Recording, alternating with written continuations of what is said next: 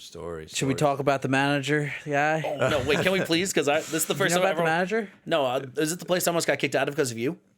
Oh, no. Oh, you want to do that? No, we can That's my story. There's a particular organization that used to have an employee that was I mean, but this is a story about me. We don't need to talk a story about me. Let's talk a story about you. It's a bit of a spirited general. I mean, I like these stories. All right. Your audience. All right, tell me the story. Tell me the story. Tell me the story. No, tell me the story. I don't have as big of a story as you, but we got to talk about your stories with the guy. We were training, and I had this thing, interviews or whatever.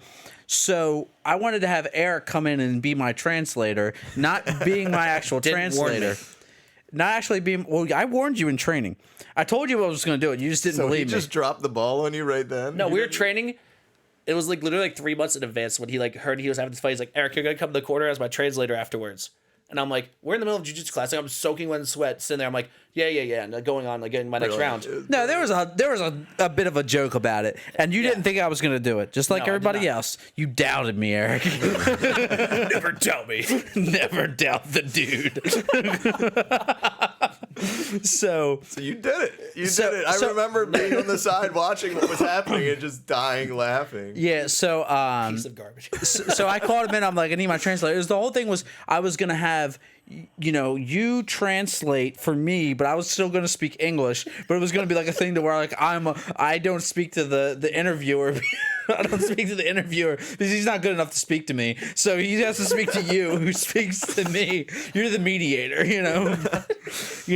So anyway, I brought him in, and he wasn't credentialed to come in the cage. It was a victory. The corner's allowed in the cage during a victory. He wasn't a corner. He wasn't a corner. He didn't have any corner. He was in the crowd. I found him in the crowd, and I pointed. I was like, "Come on!" And you're like looking around, and I'm like, "Eric, come."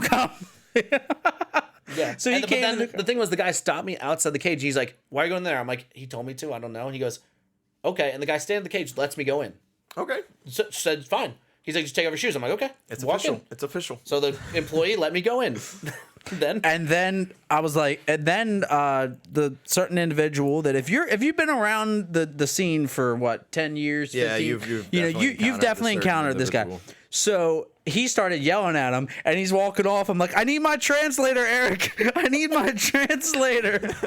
So then the next fight. Oh wait, no, we gotta finish that night before the next fight. So then after this, he tells me to leave the cage. I'm like, okay, fine. I leave. He's like, he goes and finds me a half an hour later and tries to kick me out a half hour later. Is walking how they said the bleachers. Probably just mad. Yeah, he was looking furious. Around, saw you. No, but I literally went to the top of the crowd, hid behind people, crunched down, made myself real small, and came up and found me, was walking through the stands trying to find me, and then trying to kick me out. I was like, I've been here for another half hour. There's one fight left in the night. And he came up to me in the locker room afterwards, and he's like, I spoke with you before. You speak perfect English. And he's like, what is this trade? I was like, I forgot. It was a big moment. I forgot in the moment. I remember that too. The moment's bigger than me. I remember that. So I was like, wow, he's getting awfully aggressive. Obviously, this guy is trolling everybody. And you're just doubling down. He's gonna double down on you right now and just make you look foolish. Then the next time we were fighting. Actually, that's when I fought Aiko. I haven't seen. Does he train it all anymore? No. He moved down to Georgia military. Okay, cool. Pops back up from time to time. Cool guy. Gotcha. Yeah. So I was fighting him. You were on the other side of the cage from me. So they were talking, and in the rules meeting, he's like, no translate, and then he's like, no translator. But I was like, but I need my but I need my, and Ron goes like this, and he's like, stop. So in the interview afterwards, I'm like, I put on I was like, I can now speak English. I no longer need translator, and I can see him by the cage getting pissed off, and I'm like, I looked at him like, I no longer need translator. Wait, did you start that with them? I am not impressed with my performance. No, that was my first ever fight. Was that I did the I'm not impressed by my performance. Yeah, but yeah, that was fun times. Tell your stories with this guy, and then we're gonna be out of here. I just he's an official, whatever, doesn't matter. So he's gonna be demanding in all scenes, and I just went along with it, just like everything else. I'm here to do my job, which I don't get paid for anyway. Whatever. And then I ended up doing like a fight fell through, so I ended up doing like a grappling match and couldn't really find anybody. So we did it. I did it against Stephen Miller, which if nobody knew was way better than me. Yeah. So we just did it anyway. So then we did it. It was a 2-phase. It was a weird grappling match. I remember you guys took the gis off. It was a gi. That was the same day as. You were fighting Aiko. Yeah. And then so we did the gis, and as soon as he submitted me in the gi, we took it off and did no gi. So yeah, he was better than me. I knew what it is. I just wanted some cage time and ring time. So anyway, leaving the cage, that same guy that we're talking about, who's just a bit crazy, was like, that was the greatest thing I've ever seen in my life, watching you get submitted twice. And I was just like, oh, bud, you just hit my shit list for forever. Yeah.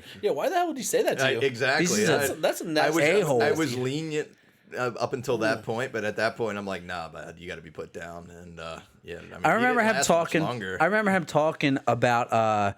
It was a pre-fight thing, and he was talking about Matt Oakley. Remember Matt Oakley back in the day? Ringing a bell. He was like 170-pound like champion, stellar fights.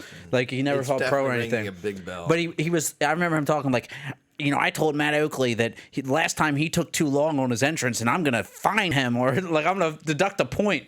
Like, so that's like, bro. I think that's what happens when somebody that is just crazy like that or insecure in a million different ways finally gets power. Yeah. Because at the end of the day, it's like it was also an amateur thing. So it's like, okay, the worst thing you're gonna do is give somebody maintain control for safety reasons. You don't have to worry about any of that else. Yeah.